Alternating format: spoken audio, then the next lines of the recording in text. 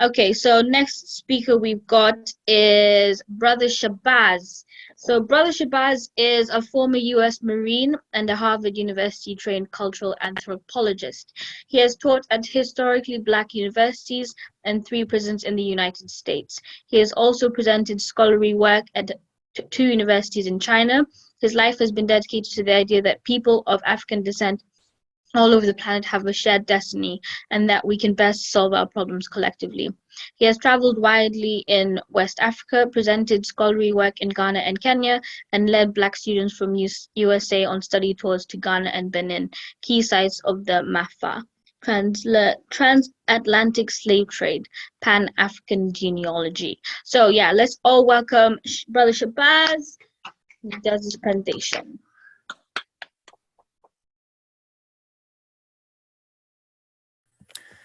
Peace, y'all. Can you hear me okay? All right. Let's see, how do I share my, share screen. I'm a bit primitive, so give me a second here. Share screen. Can you see my screen now? Okay. No.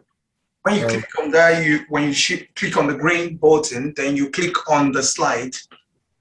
Okay. Let's see. Open, or you can share the entire window screen. All right, here we go. Let's try it again. Let's see. My short conversation here is titled "Everywhere with War." It's a dire message, and the basic premise is that Africans. Now, I differ from Shaka a bit. I think I get what he's saying. I agree with much of that. But for me, Blackness is not a monolith. And the fact that we have different experiences doesn't mean we're all African or all Black. And I use Black and African interchangeably. I'm African-American. And the American just locates me, right, in somewhere in the diaspora. But I see myself as an African. I'm having an African experience in the United States. Now, and my premise is basically that Africans, whether you're in Trinidad, Tobago, or Jamaica, or Brazil, or Ghana, or Nigeria, Africans, wherever we are, we cannot peacefully coexist with white people. And so that basically is a declaration of, it's an acknowledgement of war. And the problem as I see it is that Africans have been slow to realize or acknowledge that we are at war. And so we're not engaged in any sort of fight. We don't have a sense of urgency about whether it's identity or anything else that's going to consolidate or unite us against this beast that wants to take us out. Now, the reason we're at war is that it's very simple. Europeans, and in my case, white Americans, they have to have African resources to function. You don't have an America without the theft of resources from Africa, whether they're human or mineral wealth, or the same for Latin America, for the Caribbean. It's the same thing. We have to have resources, or not we, they have to have those resources, and they will kill us to get them. If they can't get them any other way, they'll kill us, right? And if you think I'm engaging in hyperbole, just think about, the history.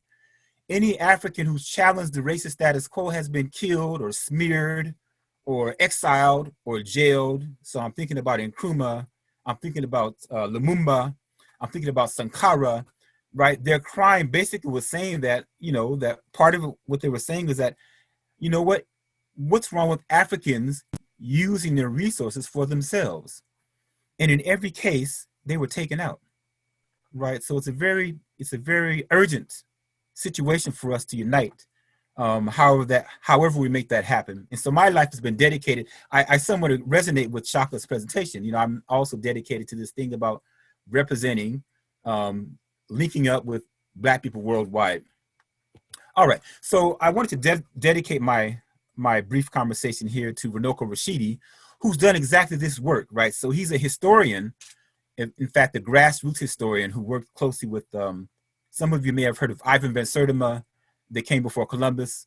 Well, Runoko worked very closely with Ivan Van Sertima.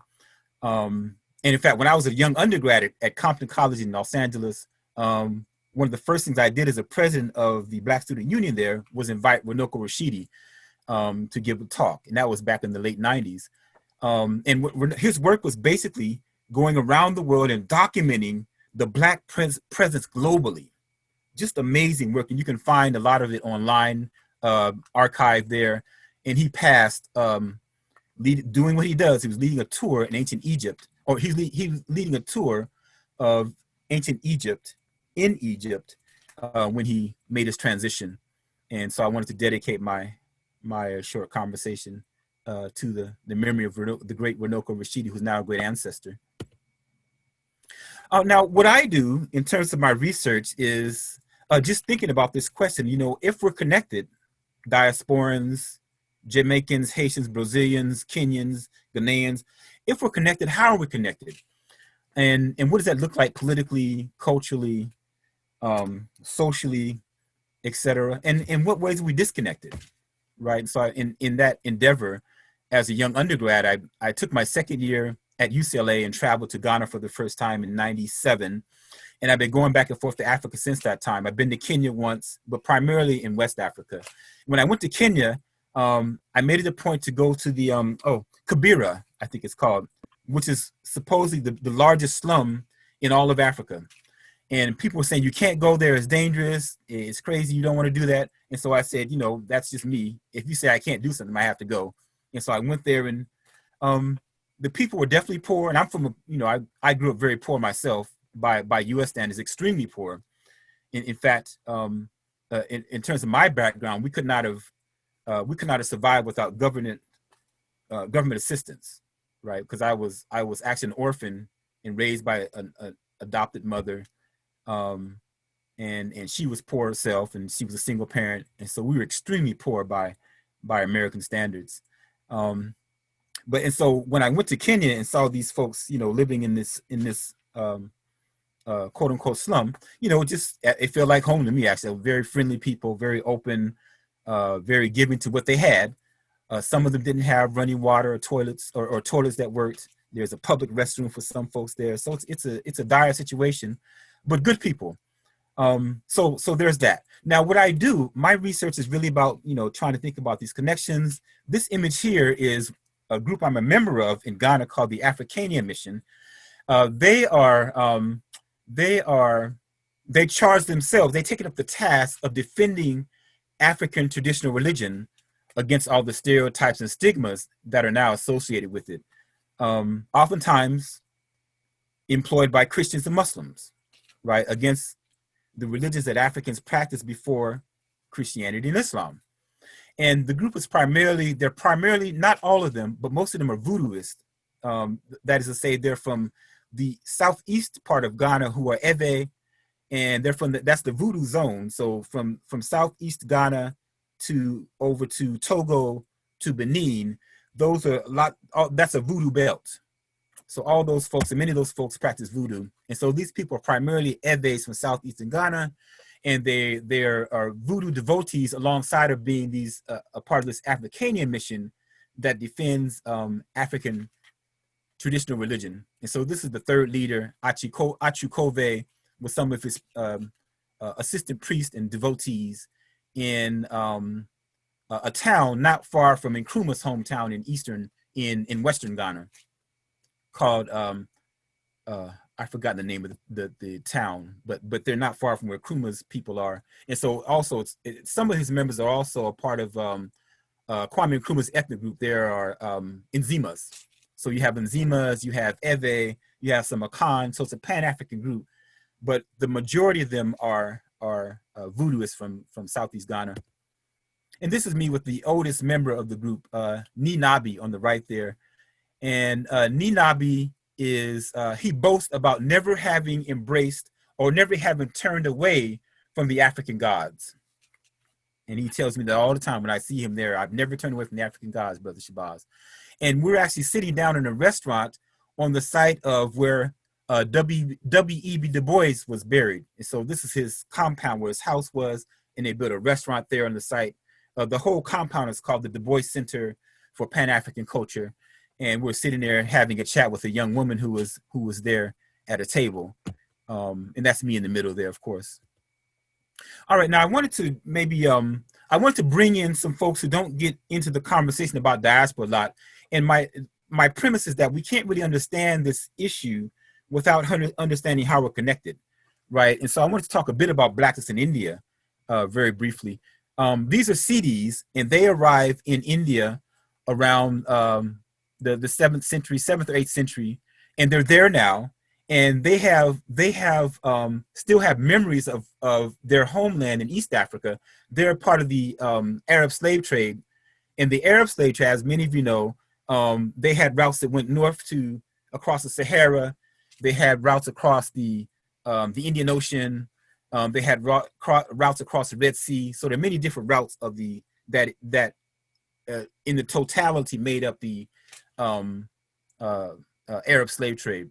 And they're part of that trade. They probably went across the Indian Ocean. They went east across the Indian Ocean from East Africa. And so these folks still have memories of coming from East Africa and express a yearning to reconnect with their East African people. So that's one point to make about India. Now, the second point is that the indigenous people of India are also Black.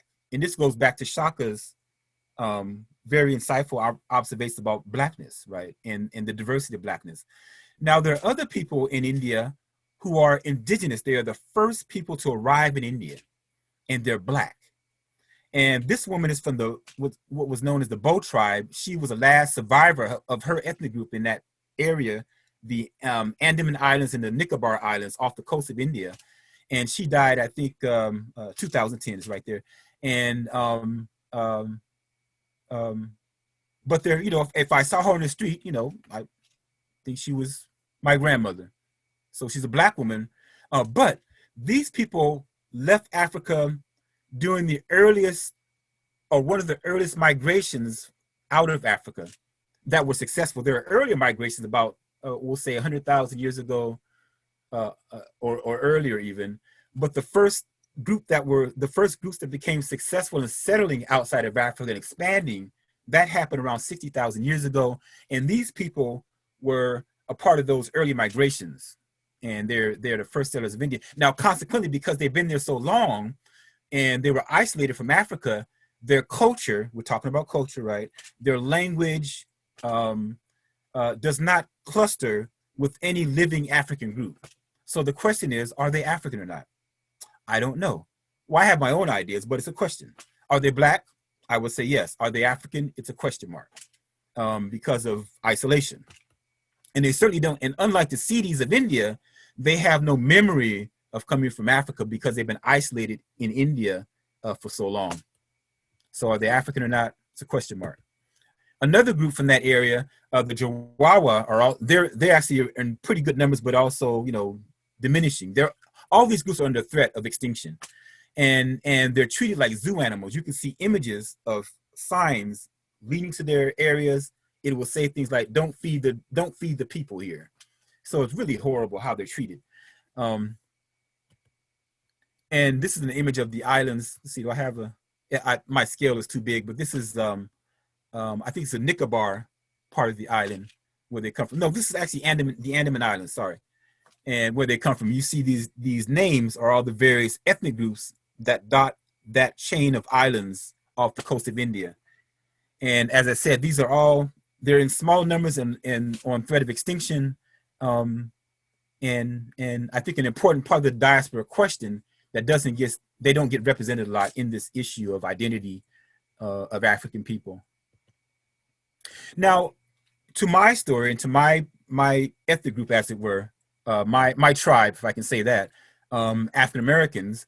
So we've adopted a term, Maafa. Some of you have heard it's a Kiswahili term that we've translated to mean disaster or great suffering. Now, if you speak Kiswahili, you may say, well, that's not the exact translation, and that's okay. Because if you think about Nigerians or how Nigerians use English or how Ghanaians use English, right? They bend words to mean something slightly different. And so we bent that word a bit to mean something slightly different. And we use that as a better term, in our view, those of us who are Afrocentric, as a better way of understanding or conceptualizing what people often call the slave trade. The slave trade, from our view, doesn't really accurately represent the relationship between the two people that encountered each other, Africans and Europeans. Trade implies that somebody had something to sell and somebody had something to buy. They came together and there's a market and they exchanged things. That's not really how it happened. Europeans arrived in Africa, and in fact, they left Europe in the 1400s, 1492 to be exact, to conquer, to exploit, to rape, to plunder. And we know this because they wrote it down in their documents. Papal bulls, for example, the papal bulls were the official contracts with the Pope saying you can do this and that when you conquer these people. And because they're not Christians, you can do whatever you want to with them. They've documented this. So they set sail from Europe to colonize and enslave other people. Didn't look like them, to find gold and steal that, whatever they could find. So they weren't there for trade. They were there to exploit and dominate, right? So slave trade, and also slave trade doesn't really capture the violence of that encounter. The so-called slave trade was catastrophic for African people. But when you call it a slave trade and we reproduce that narrative by saying it all the time, it doesn't capture that violence. It doesn't capture the disaster that it was. And so we prefer the term, we think Ma'afa is a better descriptive of that event. This map just represents, gives you a better example, gives you a better sense of where people went and how they went. That first map is showing the key ports of exit of Africans across the Atlantic. The second map shows the routes, which Africans went where. And if you notice that broad band at sort of the bottom there, it goes to Brazil. And that notates that Brazil received the largest number of Africans that were enslaved during the so-called slave trade, during the Ma'afa. And if you look at that top band is very thin. Those are Africans who went to the United States, or what's now the United States, North America. That number is roughly 5%. So a very small number of Africans who were enslaved went directly to the United States, what's now the United States. And that works out to about 500,000 or so. The vast majority of those Africans wound up in where our brother Shaka's from, the Caribbean, to Brazil, Latin America, a very small number. And so consequently, if we're talking about identity and culture, the culture, the Africanness of Brazilians, of Black Brazilians, or even someone from Trinidad, or someone especially from Haiti, is much more obvious, I would say, than for African Americans. It's evident in Black America, but less obvious, right? And then that depends on which part of Black America you're talking about, because we have subgroups. If you're talking about African Americans who stayed in the Deep South and who are called Gullah Geechee, the Gullah Geechees are more obviously African. In fact, the Gullah Geechee in South Carolina, Georgia area, Florida, on the coastal zone of those areas in the Deep South, the Gullah Geechee actually have maintained, or some of that group, that actually passed down a song that was in the Mende language of Sierra Leone, right? And so their culture is more obviously African than other subgroups of Black America. All right, and this is my DNA, right? So if we're talking about the consequences, this is one consequence. African Americans are primarily, in terms of DNA, West African and Central African. My DNA, as compared to others, is relatively higher in Central African. That's the Cameroon, Congo, Western Bantu people. That's Central Africa, and then I also have a good amount of West Africa, and that's typical of the DNA results for many African Americans. You'll also note that African Americans have white ancestry through their mother's line, because rape was there was a high incidence of rape on plantations, and so consequently, the average African American has about 20% of their DNA comes from a white man who raped their mother, or who raped their ancestor, or a female ancestor in the past. And so that's one consequence. The other consequence is that if you look at the DNA in another way, another angle, whether you're Brazilian or Jamaican, you'll have a similar DNA outcome. We are by genetically we are Pan-African, right? Because on that path, on that journey across the Middle Passage, number one, our identity is reshaping, you know, trying to figure out what this hell we're in is like, trying to make sense of this hell we're in. And so our identity is transforming on those slave ships. And even arguably, I would say even marching to the coast in chains, that identity is coming, whether you were a Wolof or a Mandinka or Congo or Fanti, whatever you were, that identity was transforming as you were marching down the coast to be staged somewhere before you sent off on that ship. And then on that ship, your identity is further transforming. You're becoming a people, is what I'm getting at, on that slave ship, right? And then you land in where you land is an accident, really. Maybe you landed in the Caribbean, and so you're Shaka. And maybe you land in the Caribbean, and then your people like Haiti, and then there's a revolution, and then some of those white people took their enslaved Africans to Louisiana, where my people are from.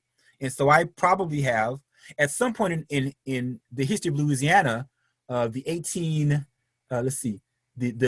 early 1820s, New Orleans, Louisiana was half Haitian.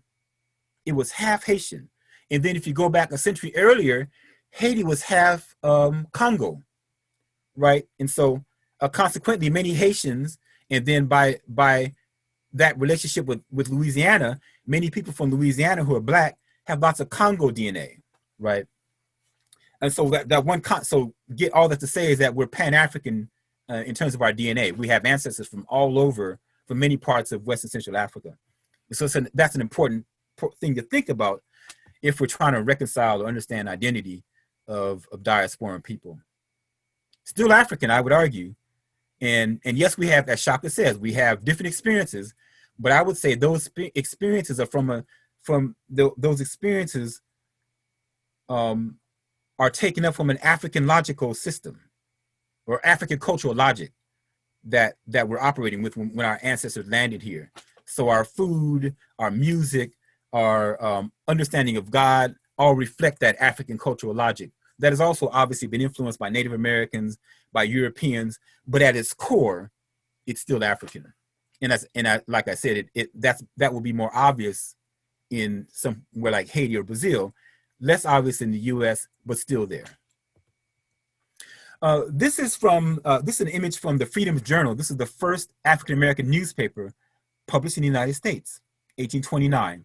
The co-publishers of this paper, or the two people who co-founded the paper, John Westworm and Samuel Cornish, had a public falling out, and that's part of the reason why this paper didn't last long. And their falling out was over identity. Westworm thought it was a good idea for Black people to go back to Africa.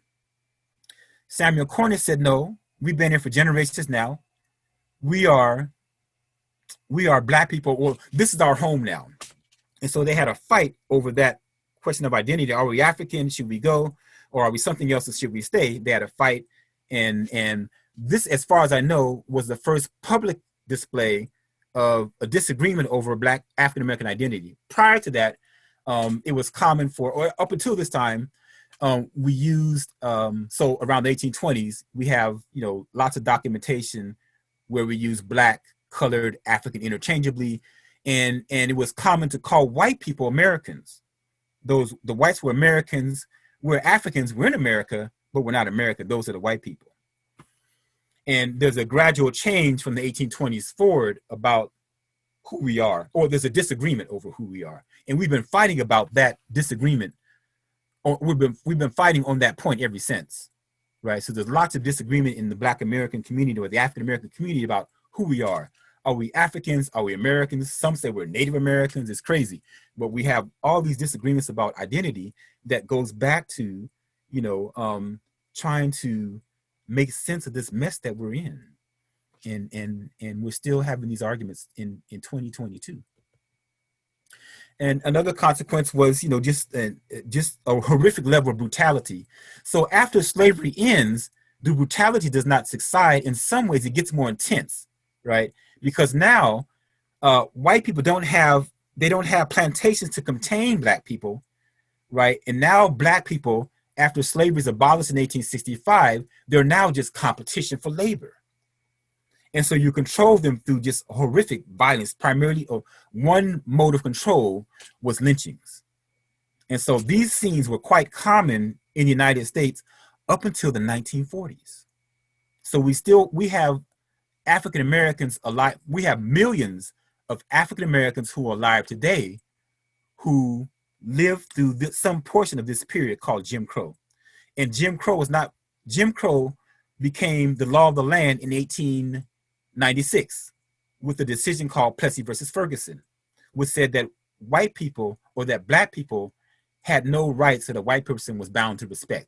And that was a legal sanction of Jim Crow under US law. And that structure was not overturned until the 1970s. Now, this is important too, because when we have black immigrants come to the United States, unlike Brother Shaka, for example, who's been to HBCU, so he has some understanding of that history, many immigrants, not just black immigrants, but especially black immigrants, because of our brothers and sisters, they don't have an understanding of the history. And so sometimes you have these stereotypes that, African Americans have all these opportunities that they don't take advantage of, they're criminals, they're lazy, but they don't know the history. And that's not their fault, that's by design. In the same way, we don't know the history as we should of colonization in Africa or what happened in the Caribbean. That history is controlled or ferreted through the lens of white people, right? And in fact, every black person has a white mind to some degree, if we're really honest about it. Our ideas about the world, our ideas about identity, our ideas about family structure, anything you name, has been somehow impacted by white people. And so our challenge really is, when I talk about that warfare at the beginning, everywhere is war in my title, a big part of the war is psychological. We have to reclaim our African minds. And that's probably the biggest struggle we have as a people, whether we're in the diaspora or on the continent. We've lost our minds, literally. And a lot of it has to do with this, this violence. There was also lots of violence on the continent, especially places like Kenya, where white people settled. The violence was horrific. You just it's hard to even imagine how white people even thought of the ways to torture people in Kenya. It's just horrible, horrible stuff. And so it is what it is. Now, to wrap up, how much time do I have? Yeah, you can wrap up and then we'll go. Okay, I'll go through these quickly. Now, Another consequence is that a thing that connects us are what's called Africanisms. And these are basically cultural behaviors, practices that are influenced by our African ancestry. Now, there are lots of these. Religion is one part of it. Family structure is another part of it. Naming traditions, another part of it. There are many things that link us. I wanted to talk briefly about food. So white people learned early on in the United States, in the southern United States, that black people had a science, an agricultural science of rice production, because some Africans lived in a marshy zone, a swampy zone in West Africa that extends from Sierra Leone on through Guinea to Gambia and Senegal. Lots of marshy regions there where they learned to cultivate rice. And so Europeans specifically requested those Africans to bring that technology to the Deep South, especially to South Carolina. And so consequently, black people in those areas taught white people how to farm rice. Another consequence is that because that was an African cluster, right, that was the group that maintained a lot more of their Africanness. And so these are part of the group that I named earlier, the Gullah Geechee, are part of this group because the Europeans requested Africans from a specific zone, and they had a lot of similarities in their cultures. They were able to maintain. They had a more coherent examples of African culture than other African Americans. And so corn, right? So corn is indigenous to the United States, but it's become now a staple all over Africa and also Black America. And I'm going to quickly go through these slides. This is kenki from Ghana, also called dokono. It's a fermented corn dish that I don't really like. I don't know how people eat it, but I don't like it. I like all of the Ghanaian dishes, but I don't like this one. Nshima is another corn dish from Zambia, and the image on the right there is my plate. I was in California. Our host made this meal for us, and they used corn, and it was delicious. I loved it. And that's another example of a corn-based dish that comes from, the North America. This is when I was in Kenya. More corn dishes, ugali, which is sort of it's a very stiff version of like fufu, but stiffer of a corn dish that's very popular in Kenya, is a staple in Kenya. On the right there, you have African-American shrimp and grits, very popular with Black Americans in Louisiana, especially. And so we make ours a bit more, it's a lot looser, and it's more like a porridge. And that's how African-Americans eat it, and we call it grits. Now, on the other side, there's a menu from a restaurant, and a restaurant from a Belizean restaurant. So they're from Central America, Belize. And I noticed on their menu, they have something called dukunu, right? So they've actually maintained the name from Ghana of this corn-based dish, and they call it dukunu. It's the same word as we see here. Dokono becomes dukunu in the Caribbean. And so food is one of the many ways that we've connected. One more, there's in Haiti, they make a similar dish from African Americans. They call it maimoulé, and I've had this many times. I love Haitian food. Now there's some other things I could go over, but I'm gonna skip all that. I wanted to say something about Brother Shaka and HBCUs. I have some slides on that, but I'll skip them in the interest of time. I'll just stop with this brother here, Mustafa Hifni, who also brings in a complication about identity in the United States. So Hifni is a Black Egyptian. All Egyptians, regardless of your phenotype, according to the official rules of immigration in the United States, you are considered white, right? Regardless of what you look like. And so Hifni sued the US government in 1997 to be classified as Black. He lost the case, right? And so yet another complication, what do we do with, or how do we reconcile, these official designations and the political motivations from them for what we understand to be Africanness? And how do North Africans who immigrate here, how do they associate with African Americans when the official government is saying that they're white? So all very complicated. Now I'll end there, and I look forward to any questions that someone might have regarding what I've covered. Thank you. Is it all right if we don't do questions right now, and I'll just read the next person's bio? Is that all right? Yeah, absolutely. Yeah, we'll do questions at the... I need to do the recap. Oh, you do the recap, then I'll do the cool. Go ahead. Thank you so much. Thank you so much, Brother Shabazz, for such an insightful presentation in such a brief time. And I'll just do a real quick recap.